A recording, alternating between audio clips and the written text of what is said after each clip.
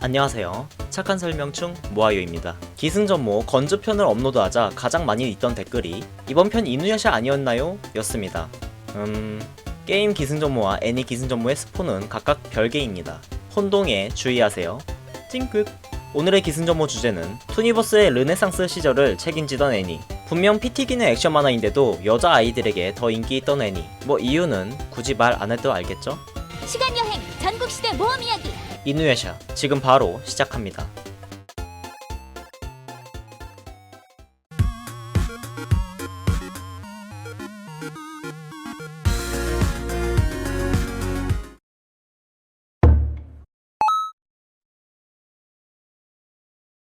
타카하시 루미코 그녀의 작품들을 알아볼까요? 시끌별 녀석들 1987년 완결작, 매종 일각 1987년 완결작. 참고로 언급한 두 작품은 동시에 연재했다고 합니다. 그 후 람마 2분의 1 1996년 완결작. 네, 솔직히 저는 이 작품들에 대해서는 잘 모르겠습니다. 람마는 연륜 높으신 분들에 의하면 엄청난 명작이라고 하네요. 어쨌든 바람직한 취향을 가진 그녀의 바람직한 명작 람마의 후속작이 바로 1996년에 출간된 이누야샤입니다. 1996년? 이누야샤는 포켓몬스터 애니메이션보다 더 빨리 출간이 되어 생각보다 더욱 오래된 작품입니다. 그런데 한국에는 그보다 6년이 늦은 2002년에 단행본이 발행되었고 얼마 지나지 않아 애니원에서 애니메이션을 방영했습니다. 이렇게 늦게 국내에 정식 발매된 이유가 무엇일까요?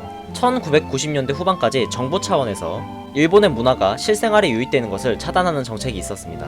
이 때문에 각종 애니에서 외색이 짙다 라고 판단된다면 해당 장면을 편집하거나 아예 해당 에피소드를 방영하지 않는 등 엄격한 관리를 받았죠. 기억을 되짚어보면 이누야샤는 작중 등장인물이 대부분 일본 전통 복장을 입고 다니며 내용 중에 신사나 무녀를 포함한 일본 전통 문화의 소재가 많습니다. 그러나 이러한 부분이 포함된 에피소드를 거르기에는 내용 성립 자체가 불가능하기 때문에 발매가 어려운 작품이었죠. 그러나 1998년부터 일본 대중문화 수입 허용 정책으로 규제가 완화되면서 2002년에 이누야샤가 국내에 들어올 수 있었던 것입니다. 이누야샤는 일본 문화 수입에 대한 규제 완화 후 처음으로 현지화를 거치지 않고 출간된 만화라는 타이틀이 있습니다. 이렇게 힘들게 한국에 들여온 이누야샤는 특히 애니메이션에서 두각을 나타냈는데요. 계약상 애니원에서 먼저 방영하고 그 다음으로 방영하게 될 채널이 정해지게 되는데 바로 투니버스였습니다. 그렇게 이누야샤의 전성시대가 시작되었죠.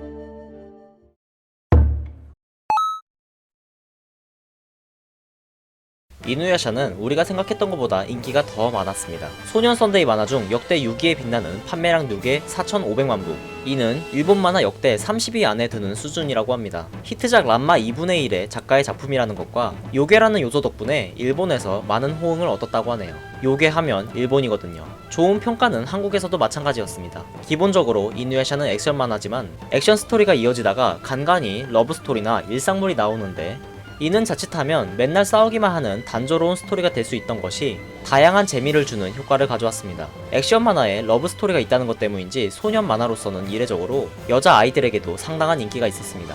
개인적으로는 가영이가 현실 세계로 돌아간다는 등의 스토리에서 벗어나는 에피소드는 자연스럽게 거르던 기억이 나네요. 죄송합니다, 작가님.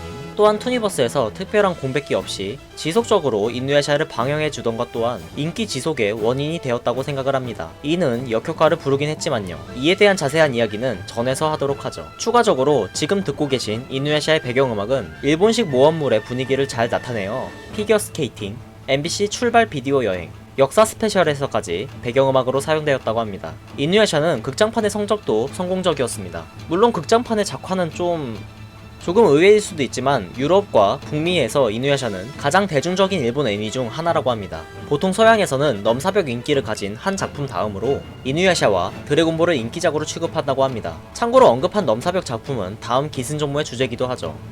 이 세 가지 애니의 공통점은 바로 서양인들이 가지고 있는 일종의 오리엔탈리즘과 잘 맞아떨어져 독특한 분위기를 가지고 있다는 점입니다. 각종 요괴나 일본 전국시대의 배경 같은 점을 흥미롭게 표현했다는 점에서 그들에게 신선하게 다가왔다는 것이죠. 이누야샤는 4기, 일병 7인대 에피소드에서 인기의 정점을 찍었다고 하네요. 여담으로 이누야샤 4기의 오프닝 노래는 배우 서현진 님이 부른 것이라고 합니다.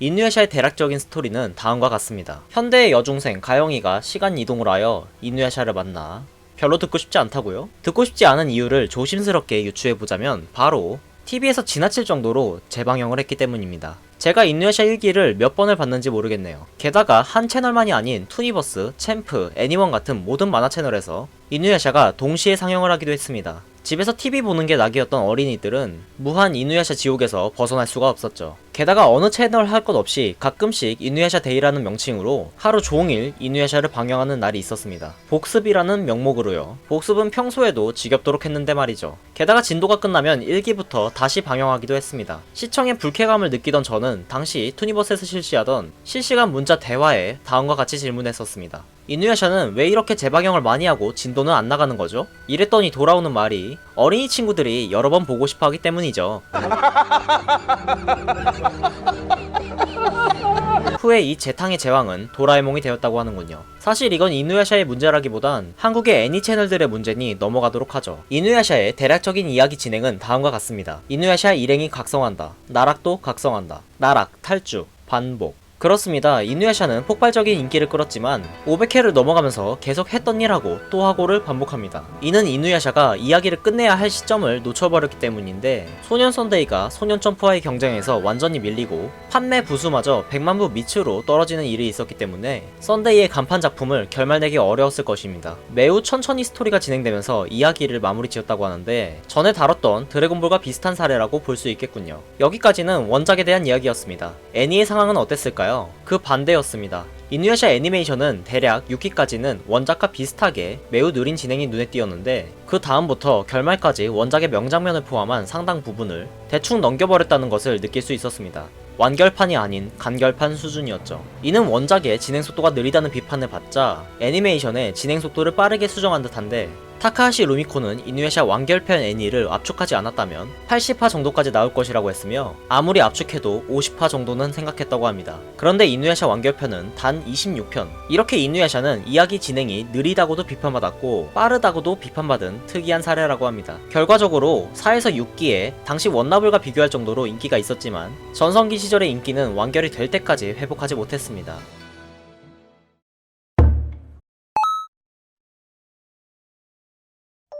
지금이야 원나블이라는 단어를 말하는 사람은 찾기 힘들지만 2000년대 초중반에는 누가 뭐래도 이 세 개의 만화가 3대장이었습니다. 원나블에 대한 이야기를 하는 이유는 이 중 나루토, 블리치는 스토리가 마지막이 다가올수록 막장화가 심하게 되었다는 것 때문입니다. 원피스는 현재까지도 연재 중이니 따로 말을 하지는 않겠습니다. 물론 할 말은 많지만요. 나루토와 블리치 등의 대형 작품의 마무리가 마치 응아 후 휴지로 닦지 않은 듯한 느낌을 주기 때문에 상대적으로 이누야샤의 완결이 깔끔하게 느껴지는 효과를 주기도 했습니다. 진정한 사랑을 통한 질투와 직착의 극복이라는 주제가 초지일관 분명하며 주 조연 캐릭터의 분량 차이는 분명히 있지만 정신적 성장 과정 등이 균형 있고 설득력 있게 전달됩니다. 이누야샤의 전개를 부리게 만드는 방법은 여러 가지가 있습니다. 알고 보니 나락보다 더욱 강한 존재가 있었다는 등, 사원의 구슬이 여러 개였다는 등, 여러 개의 사원의 구슬을 모으면 소원이 이루어지고 갑자기 신용이 나와서 PPAP를 어쨌든 완결까지 착실하게 나락 격퇴와 사원의 구슬을 둘러싼 이야기라는 결론을 놓지 않은 결과